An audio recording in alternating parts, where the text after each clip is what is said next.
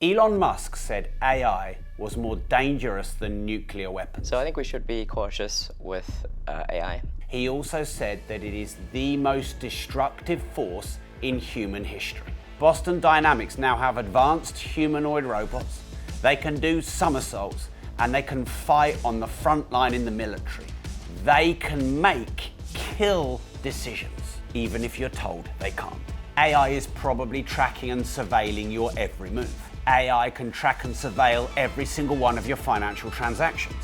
AI could control a cashless society. But there's also a lot to be excited about AI. It can do your editing, your designing, your SEO. It can save you thousands of pounds a month on staff you'll no longer need.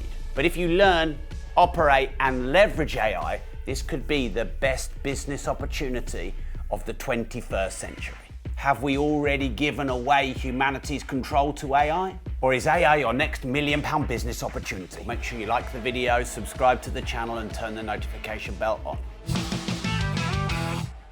Over the last 8 years, I've interviewed some of the most interesting people on the planet. I'm going to pick some of the best bits of some of the most interesting guests, and we're going to go deep down the AI rabbit hole. Let's go. You predicted the rise of AI, so are you excited or scared about AI? If you're from any place where humans are responsible for the underserved, underdeveloped, no opportunity, then finally you have a tool to change and transform your community for the better yourself. So where a lot of people who are human are scared of AI, you think maybe AI is superior to humans? No. I'm saying it's all math. So AI is just math. It's like a calculator to help mathematicians do math faster, right? So is a calculator superior to mathematicians? No, right? And so mathematicians are still superior, supreme. Although it can calculate, right? The calculator cannot, it doesn't understand.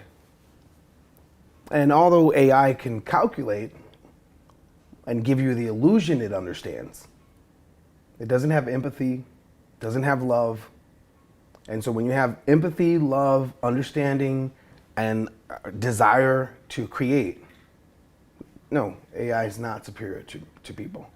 I think if we use AI as a tool like a calculator to give us the best data and the information possible, and we preserve empathy and love, as Will says, and we restrict its ability to be sentient and intuitive, because sentience and intuition and love and empathy, these are human emotions and qualities that should stay human and not be done by an algorithm. I think AI makes a great servant but a terrible master.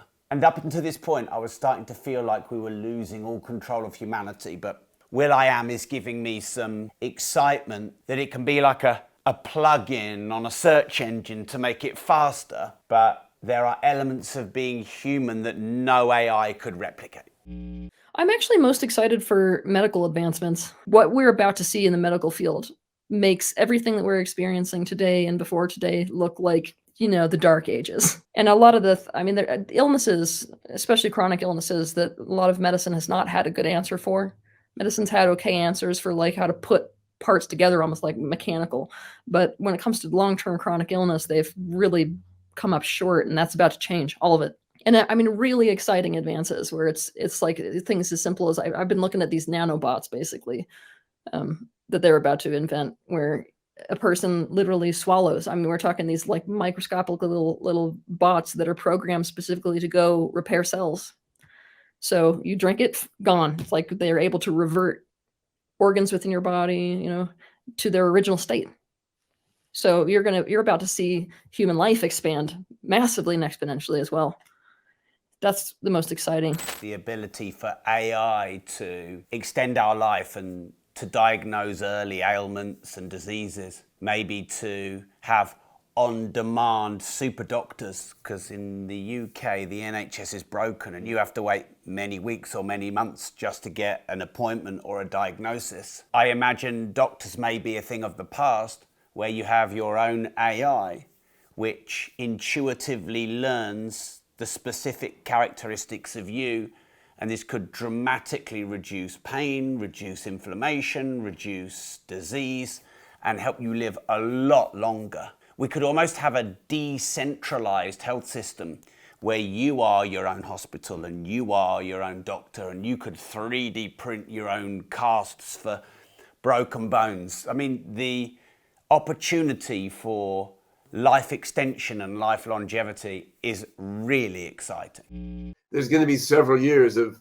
step-by-step AI obsoleting job after job in different industries. In the end, I think you're going to see some form of universal basic income roll out.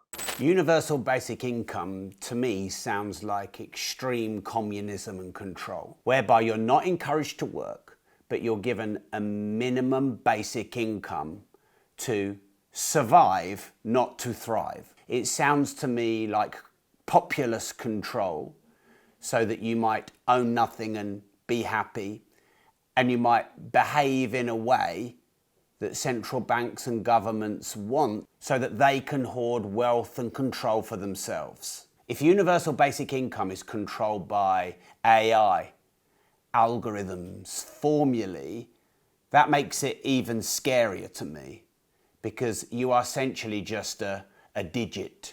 You are a non-human. You are a cell on a spreadsheet. We could lose our creativity, our innovation. We could lose breakthroughs to progress as humanity. The arts, film, music could all be wiped out. The American dream and starting from nothing and building a multi-million pound business, that could be dead. You'll essentially be addicted to an automated welfare. And with the evolution and digitization of currency, you could be paid in some kind of central bank digital currency, where if they don't like your spending habits, they'll reduce the amount you get. They'll stop you leaving your house or your country or your community. If they want to charge you 50%, 80%, 90% in tax, what's to stop them? Now we're in a world that's about to transition again, where music might not even be made by human beings. It might become, I'm not talking about all music, but generic forms of music. Techno music, it's very easy to program AI to make generic techno music.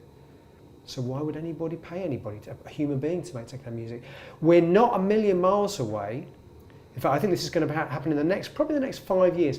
We're not a million miles away from you being able to come home from your busy day at the office and say to your computer, your Alexa, or whatever the equivalent is, Alexa, please, I would like a piece of music in the style of Porcupine Trees in Absentia or Opeth's Blackwater Park, but I want it sung by Freddie Mercury, and I want it to be a happy song about moving to Mexico.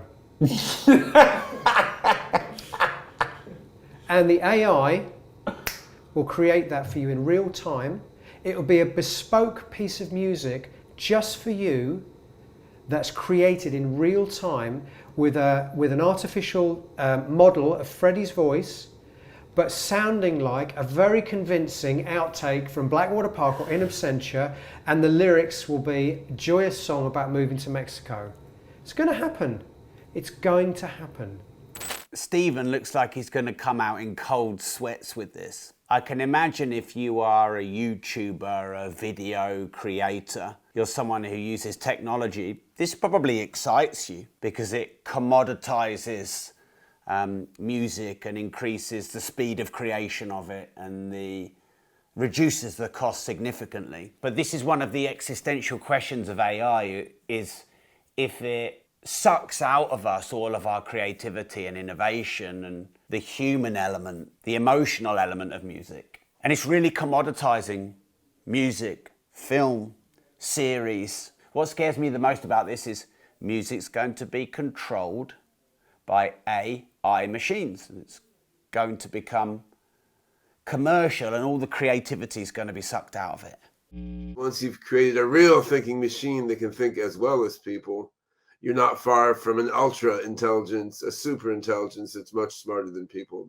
That's the biggest technology in human history. I mean, it may be the biggest event on planet Earth. Like even going back to the time Earth crystallized out of a ball of fire that spun out of the sun, right? I mean, you're going from evolved intelligence to engineered and then self-re-engineering intelligence. That's a big thing, and there's a lot of issues there. Currently under human military control, if Trump has a nuke and Putin has a nuke, you can still have a human agreement, written or otherwise, which avoids MAD, which is mutually assured destruction. The fact that I have a nuke button gives me some defense. The fact that my opponent has a nuke button gives me some threat. But if he hits the button and I hit the button, we're all dead. So right now we still have human control protecting humanity. But if we give AI a kill decision and AI has control over its nuke button, what's to stop AI wiping out all of humanity with no written or unwritten human agreement? We have a collection of hyper-powerful kind of transnational interests that seem to be seeking to dominate and control for their own interests. And it seems like humanity in general is given short shrift. And we have these discussions and thought leaders such as Harari that advocate this logic of another industrial revolution in which one sees the fusion of man and machine. And this isn't crazy talk. This is well, maybe it is crazy talk, but it's not a conspiracy theory. This is documented. Sapiens is one book, and these people seem to envision something that looks an awful lot like a dark dystopia out of the Wachowskis' imagination or something. It's some cross of Terminator and the Matrix, in which we have, and I think the other one I need to do a shout out with is Bruce Sterling and the cyberpunk genre that have envisioned this world of mechs and shapers, which is kind of the universe that seems to be foreseen by the German, British, and American military industrial complex, in which we have implantables routinely employed, and a combination of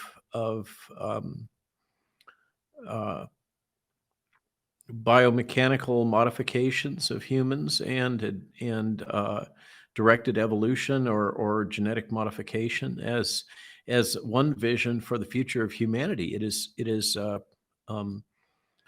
profoundly egotistic. It's the hubris is almost overwhelming, but that does seem to be the logic. And it's a strange, having delved into this, the documentation from the German military, the UK military, the US military, particularly DARPA, in this area of transhumanism. It seems that the logic is put forward that our opponents are already doing it, and the inference is that this is the Chinese Communist Party and People's Republic of China, have no ethical boundaries in performing this type of developmental work with human subjects, and therefore we must do it. It's kind of the same logic as mutually assured destruction and thermonuclear weapons. They're doing it, therefore we have to do it. Of course, then that provokes their belief that they have to do it, and we get into a circular escalation of